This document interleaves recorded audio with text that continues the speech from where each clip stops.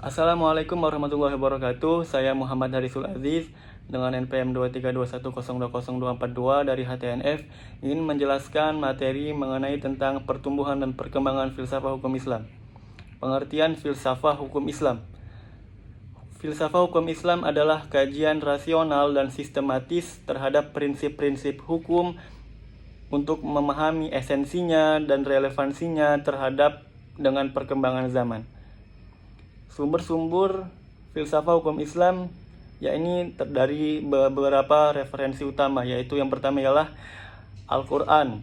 Al-Quran adalah sumber utama, yakni utama hukum Islam yang mengandung berbagai aturan, prinsip keadilan, dan nilai-nilai moral. Yang kedua ialah hadis.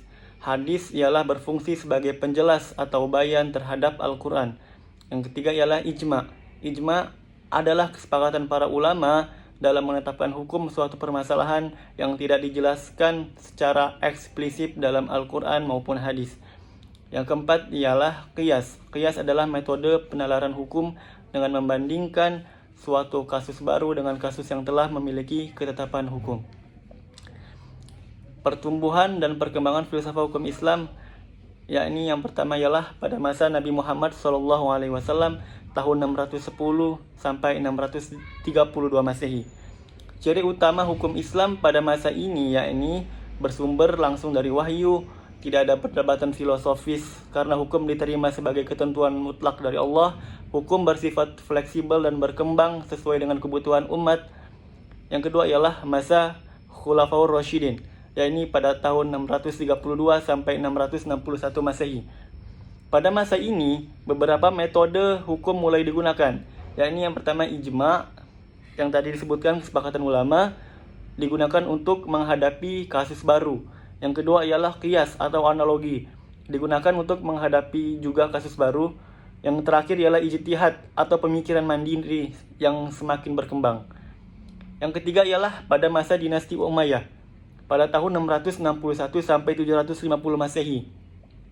Beberapa perkembangan utama pada masa itu ialah yakni salah satunya kompilasi keputusan hukum yang menjadi dasar pembentukan mazhab hukum, pemisahan hukum Islam dari administrasi pemerintahan secara lebih formal, perkembangan awal metode usul fiqih sebagai dasar pemikiran hukum Islam.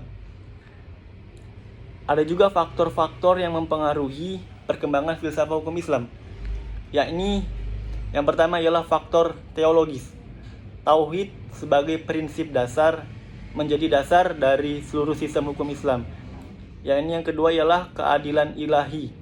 Konsep keadilan dalam Islam diyakini berasal dari Allah, sehingga setiap hukum harus mencerminkan keadilan dalam kesejahteraan umat manusia. Yang ketiga ialah perbedaan mazhab dalam pemahaman. Bagi teologi seperti Asy'ariyah dan Mu'tazilah juga berpengaruh terhadap filsafat hukum Islam, terutama dalam memahami hubungan antara akal dan wahyu dalam hukum. Selanjutnya ialah faktor historis. Yang pertama ialah pada periode Nabi Muhammad. Pada masa Nabi, Islam bersumber langsung dari wahyu, yakni Al-Quran dan Sunnah. Yang kedua ialah pada periode Khulafaur Rasyidin. Setelah wafatnya Nabi Muhammad SAW, para khalifah mulai menghadapi berbagai tantangan baru yang memerlukan ijtihad dalam menyelesaikan persoalan hukumnya. Yang ketiga ialah masa dinasti Umayyah dan Abbasiyah. Pada masa ini, pemikiran hukum Islam mulai berkembang secara sistematis dengan munculnya berbagai mazhab fikih dan filsafat hukum Islam. Yang keempat ialah era kolonialisme dan modernisme. Masuknya pengaruh kolonialisme Barat membawa tantangan baru bagi filsafat hukum Islam. Selanjutnya ialah faktor-faktor sosial. Yang pertama ialah pluralitas sosial. Masyarakat Muslim tersebar di berbagai wilayah dengan budaya yang berbeda, sehingga hukum Islam mengalami adaptasi dengan kondisi sosial yang ada. Yang kedua ialah perubahan sosial. Seiring perkembangan zaman, muncul berbagai tantangan sosial seperti hak-hak perempuan, demokrasi, dan globalisasi yang turut membentuk pemikiran hukum Islam. Yang ketiga ialah interaksi dengan kelompok non-Muslim. Dalam sejarah Islam, interaksi dengan komunitas non-Muslim juga mempengaruhi hukum Islam, terutama dalam konsep perlindungan hak-hak minoritas. Selanjutnya ialah faktor politik. hubungan antara agama dan negara dalam sejarah Islam, hubungan antara agama dan negara bervariasi. Ada yang menerapkan sistem teokrasi. Yang kedua ialah peran ulama dan penguasa.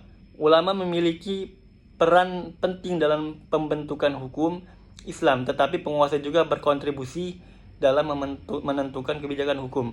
Yang ketiga ialah dinamika politik global. Isu-isu seperti demokrasi, hak asasi manusia, supremasi hukum, dan di tingkat internasional turut mempengaruhi pemikiran hukum Islam modern. Selanjutnya ialah faktor ekonomi.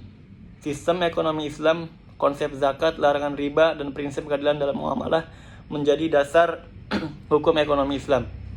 Yang kedua ialah globalisasi ekonomi.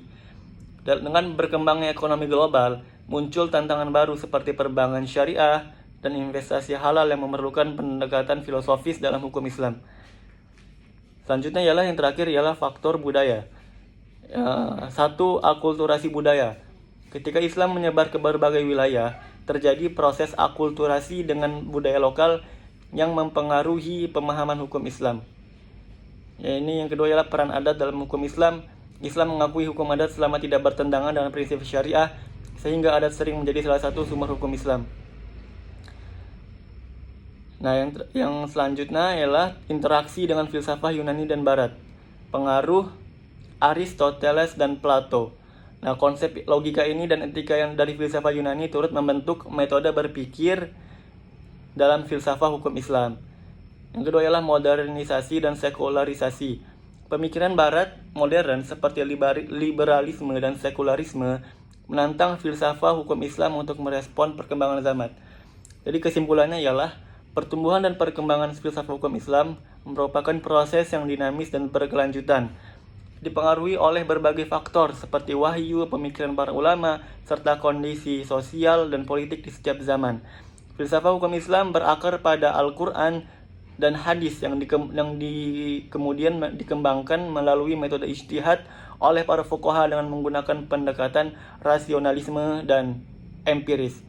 Dalam sejarahnya, filsafah hukum Islam berkembang melalui beberapa fase, mulai dari fase pembentukan pada masa Nabi Muhammad SAW, pada masa Nabi Khulafaur Rasyidin, dan pada fase kodifikasi pada era dinasti Umayyah dan dinasti Abbasiyah, hingga fase perkembangan mazhab-mazhab fikih yang memperkaya khazanah pemikiran umat Islam. Secara keseluruhan, filsafah hukum Islam tidak hanya berfungsi sebagai landasan normatif dalam kehidupan umat Islam, namun sebagai sistem hukum yang bersifat dinamis, fleksibel, dan mampu berinteraksi dengan berbagai perkembangan zaman. Mungkin itu saja yang bisa dapat saya sampaikan. Terima kasih. Wassalamualaikum warahmatullahi wabarakatuh.